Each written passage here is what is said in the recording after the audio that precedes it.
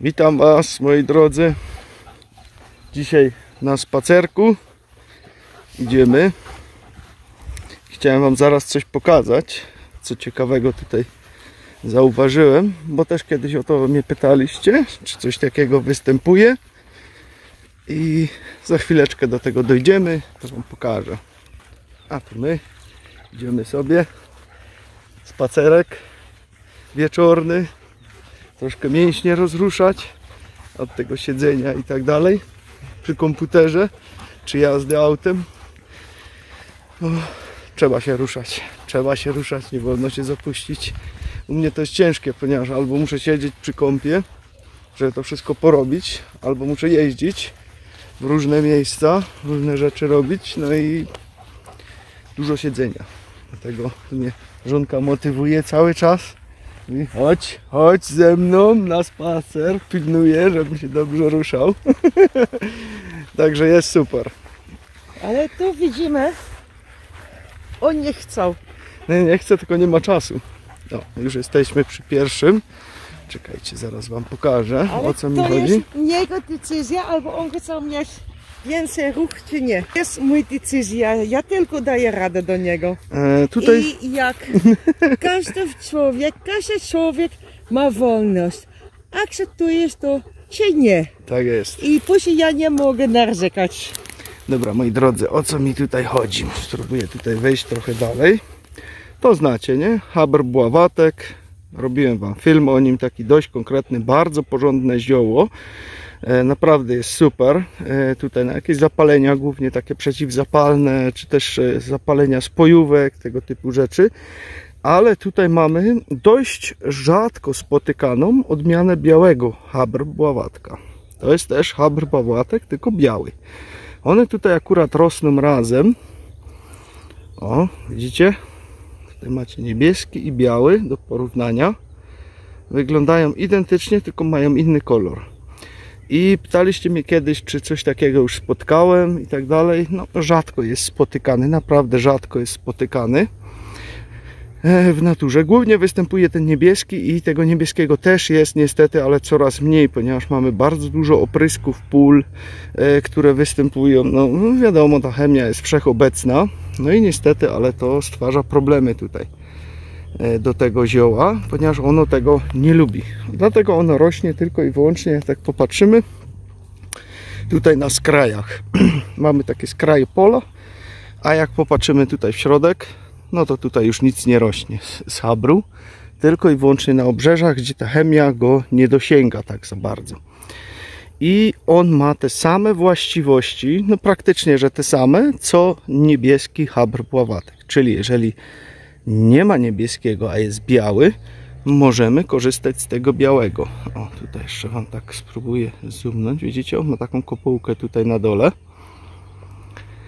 I ma praktycznie, że identyczne. Też do ciast bardzo często, czy jakiś potraw był używany do dekorowania tego. Czyli na przykład używano białego, ale niebieskiego i białego. Biały ma tutaj jedną taką różnicę, oprócz niebieskiego, że biały ma troszeczkę bardziej taki łagodniejszy i słodszy smak jakby. Także to jest taka jego różnica tutaj w tym wszystkim, że on po prostu smakuje troszeczkę bardziej tak słodkawo i jest po prostu dobry, fajny. No i to jest właśnie habr bławatek biały. Także mamy te same praktycznie, że właściwości co niebieski. Czyli jeżeli nie macie niebieskiego, jest biały, można korzystać śmiało właśnie z tego białego. O, tutaj macie też jeszcze rośnie. I tutaj patrząc na przykład po tym całym obrzeżu, widzimy, że wszystko jest niebieskie. Mamy tutaj w tym miejscu biały, mamy tam biały, gdzieś tu, o tu. I tam, gdzie przed chwileczką byłem, tam jeszcze jest jedna taka kępka białego. Na całe pole mamy 3 kępki tylko i wyłącznie białego habru bławatku. Ja go tutaj nie będę zrywać, zostawię go, niech on się tutaj ładnie rozmnoży, ponieważ równie dobrze mogę użyć niebieskiego, ponieważ on ma te same właściwości niż po prostu tamten. Także to chciałem Wam dzisiaj przedstawić, ponieważ akurat się napatoszyło po drodze. Tak sobie szliśmy i właśnie patrzę, mówię, o patrz, jest biały habr bławatek, więc mówię, od razu Wam tutaj na bieżąco nagram te informacje. No i głównie tak jak mówię, przeciwzapalny, tutaj zapalenie spojówek bardzo dobrze tutaj sobie z tym radzi, że jakieś takie problemy, jakieś zapalenia skóry tego typu przy egzemach, przy łuszczycach. To są właśnie jego takie mocne strony, jeżeli chodzi o właśnie habr bławatek. Ale najlepiej co zrobię, to wstawię Wam tutaj zaraz po tym, tylko ja go znajdę teraz, ale myślę, że go znajdę w tym gąszczu moich filmów, to znajdę Wam ten film o tym habru bławatku niebieskim i załaduję Wam go tutaj z tyłu teraz tego filmu, żebyście po prostu mieli całość, gdzie naprawdę dobrze, szczegółowo go tak omówiłem, jak z niego korzystać, na co dobry i tak dalej. Także my tutaj się żegnamy i wstawię Wam tutaj resztę filmu o habrze, żeby ten film był po prostu kompletny, a żebym się nie musiał jeszcze raz teraz powtarzać w tym wszystkim. Także do zobaczonka. Pa. Witam Was. Idę sobie po takie zioło, ponieważ tutaj je zauważyłem, że sobie tutaj stoi. A ziółko to jest bardzo fajne i bardzo potrzebne. Należy do takich ziół, które ja muszę mieć w swojej apteczce i które ciągle po prostu stosuję na przeróżne rzeczy, ponieważ jest to zioło bardzo uniwersalne i według mnie każdy powinien mieć to zioło w swojej apteczce, ponieważ jest ono praktycznie tak uniwersalne jak i nagietek i ja razem nawet te dwa zioła stosuję. Przeważnie występują one u mnie w mieszankach, ponieważ jest naprawdę mocno uniwersalne. Co to za zioło? Habr bławatek tak zwany, który tutaj sobie rośnie. Jednak problem z tym ziołem jest taki, że jest go bardzo mało. Więc gdzieś nawet jak widzę jakieś pojedyncze, zawsze gdzieś stanę i coś sobie z tego zbiorę, ponieważ no, jest go bardzo mało. Występuje to zjawisko przez to, że kiedyś było ono bardzo popularne w polach. Rosło między zbożami i tak dalej. Jednak dziś zboża są tak mocno opylane, że raczej już ich nie uświadczymy między zbożami, a jak już, to możemy je znaleźć tylko i wyłącznie gdzieś tak na obrzeżach zbóż, co właśnie tutaj też występuje to zjawisko. Także przełączę Wam teraz sobie. O, a tutaj widzicie, jest całe pole pełne zboża. No i co mamy? Mamy tylko na obrzeżu i to na dodatek jeszcze tylko i wyłącznie parę tych habrów, ponieważ no niestety, ale jest ich po prostu bardzo mało. A może przejdźmy sobie teraz po prostu do działania tego ziółka, ponieważ jest ono naprawdę bardzo szerokie. Przede wszystkim działa moczopędnie, czyli u osób, które mają zbyt duże ilości wody, na przykład gromadzenie w nogach, tego typu rzeczy, tutaj również pomaga. Posiada również działanie antybakteryjne, żółciopędne, przeciwzapalne. Z tego właśnie ja głównie korzystam, ponieważ ma naprawdę bardzo fajne przeciwzapalne działanie. Podobnie właśnie jak nagietek, czy też i rumianek. Działa grzybobójczo oraz ściągająco właśnie na rany. Bardzo często bywało stosowane w chorobach skóry, nerek, wątroby oraz w różnych schorzeniach oczu, takich jak na przykład zapalenie spojówek. Z tego akurat bardzo często kiedyś musiałem korzystać, ponieważ występowało to zjawisko bardzo często u koni, kiedy jeszcze je mieliśmy, ponieważ pojawiały się takie muszki, które bardzo często właśnie siadały im na oczy.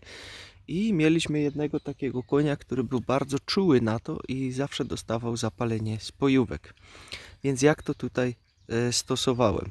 Po prostu brałem 5 łyżek tych kwiatów na jedną szklankę, 15 minut to parzyłem, pod przykryciem i następnie robiło się okłady z tego.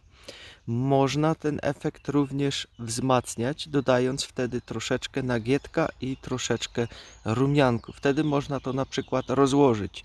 2 łyżki habru, 2 łyżki rumianku, 1 nagietka. Wtedy można zrobić tak, właśnie na taki okład. I po prostu te oczy bardzo często okładaliśmy, ale też i przemywaliśmy właśnie kłoniom, czyli takim delikatnym wacikiem. Trzeba to delikatnie zrobić, ponieważ tam się ropa robiła im na oczach, ponieważ było to zapalenie, tego typu rzeczy. Dodatkowo wzmacnia odporność nam jeszcze organizmu. Bardzo często również był stosowany w infekcjach pęcherza moczowego. Pomaga przy kamicach nerkowych, w bólach gardła, krtani, również tutaj się bardzo często pije herbatki z tego, lub na przykład można też i płukać gardło, czyli tak jak to się mówi, gorglować. Znajduje zastosowanie również w trądziku. Tutaj również można skórę tym przemywać jak tonikiem. Jednak co do trądziku, to wiemy, że przyczyna jest po prostu w jedzeniu, a nie w niczym innym. Jednak to łagodzi te symptomy tego. Jeżeli u kogoś występują kręgi pod oczami, również tak sam wywar, jak się robi na zapalenie spojówek, znaczy nie wywar, tylko zaparzone zioło, tak jak się robi na zapalenie spojówek, to sama proporcja i dawało się takie waciki pod oczy właśnie tutaj i również ten efekt się troszeczkę zmniejszał tego wszystkiego. Natomiast w Grzybicach można robić sobie kąpiele tutaj całkowicie, właśnie używając habru. Do tego używa się po prostu garść kwiatów, którą po prostu zaparzamy w garnku wody na 20 minut pod przykryciem. Następnie to sobie przecedzamy i wlewamy to bezpośrednio do wanny. Taka kąpiel powinna trwać przynajmniej 15 minut. Znajduje również zastosowanie przy tak zwanych szczypiących czy łzawiących oczach od komputerów. Tutaj również, tak jak i na zapalenie spojówek, takie same proporcje i po prostu na oczy się to tak lekki kompres dawało. Bardzo często przynosił też ulgę w łojotokowym zapaleniu skóry. Także to też jest dosyć fajna opcja tutaj. W łupieżu również znajduje zastosowanie. Znajdował też zastosowanie w niewydolnościach krążenia. Znalazłem taką informację w takiej bardzo starej książce, że był na to stosowany. Stosowany był także przy zapaleniu błon śluzowych, a to już mamy przeróżne w organizmie, jak i w buzi, tak i wszędzie gdzieś indziej też. I tutaj jak sobie robię teraz napar może z tego, taki do picia, to biorę sobie po prostu 1 łyżeczkę na 1 szklankę, zalewam to wrzątkiem, czekam 15 minut, filtruję i po prostu piję sobie pół szklanki 2 razy dziennie. Tak jak mówiłem, usuwa też obrzęki spowodowane przez nerki, dlatego tutaj trzeba to mieć też na uwadze, że wieczorem może nas gonić do toalety po wypiciu tej herbatki. Stosowano go również na trudno gojące się rany i wrzody. Znajdował zastosowanie też właśnie w poprawie wzroku. Z takich jeszcze ciekawostek stosuje się go również w jęczmieniu, który się pojawia na oku. On też tutaj dodatkowo pomaga. Z innych właściwości oczyszcza jeszcze krew, działa przeciwgorączkowo, reguluje nam przemianę materii, może działać przeciwalergicznie, o ile nie mamy alergii na sam habr, to zawsze trzeba sprawdzać z każdym ziołem. W żółtaczkach był jeszcze stosowany oraz w wszelakich różnych chorobach skóry. Z takich jeszcze innych ciekawostek bardzo fajnie, mianowicie on barwi wodę tak na niebiesko lekko, więc był często stosowany właśnie do takiego zabarwiania też różnych herbat, tego typu rzeczy. A z takich jeszcze innych starych ludowych przekazów, spalanie kwiatów, na przykład tak jak kadzidła, pomagają nam przyciągać pieniądze oraz pomagają nam chronić nasz majątek. Kobiety natomiast nosiły go na piersi, by przyciągać miłość, czyli po prostu zawieszały sobie tak gdzieś w okolicach piersi kawałeczek takiego kwiatu i po prostu tak sobie z nim chodziły, jak i do ozdoby. Pomaga również na inne aspekty życiowe, a mianowicie pomaga cieszyć się drobiazgami oraz wzmaga odczuwanie piękna. A dla wszystkich niepewnych osób noszenie ze sobą kwiatu habru wzmacnia również pewność siebie. Także jest to naprawdę bardzo wszechstronne zioło, które warto mieć w swojej apteczce, ponieważ nigdy nie wiemy, na co może nam się akurat przydać. U mnie należy do takich ziół, które po prostu muszą być i nie ma opcji, żeby nie było w nim habru, ponieważ jest to jedno z bardzo ważnych ziół też dla mnie. Jest ich kilka takich głównych, najważniejszych, ale ten na pewno do tego należy. Jest tego zioła naprawdę bardzo mało, a jak widzicie ma przeróżne właściwości, więc po prostu korzystam z niego, tylko jak już je gdzieś widzę, to nie zrywam wszystkiego, tylko po prostu zostawiam zawsze część stać, żeby można było jeszcze skorzystać. Ponieważ jak zerwiecie wszystko, to niestety, ale no wtedy jest problem, bo po prostu się nie rozmnoży i będzie go za mało. Dlatego no, trzeba też z głową rwać te zioła, żeby po prostu coś też zostało i dla innych i przede wszystkim, żeby ono się mogło rozmnażać. Także nie zrywajcie wszystkich główek, szczególnie z tego zioła. Rozwaga. Ja tutaj było ich może 5 czy 6, zerwałem sobie 4, bo ponieważ widzę, że są jeszcze nowe pęki, czyli jeszcze będzie po prostu rosło, bo jakbym zerwał wszystkie, no to tak nie fajnie, bo wtedy już w tym miejscu może go już nie być. Także pamiętajcie o tym. Tyle na dziś, trzymajcie się. Hej!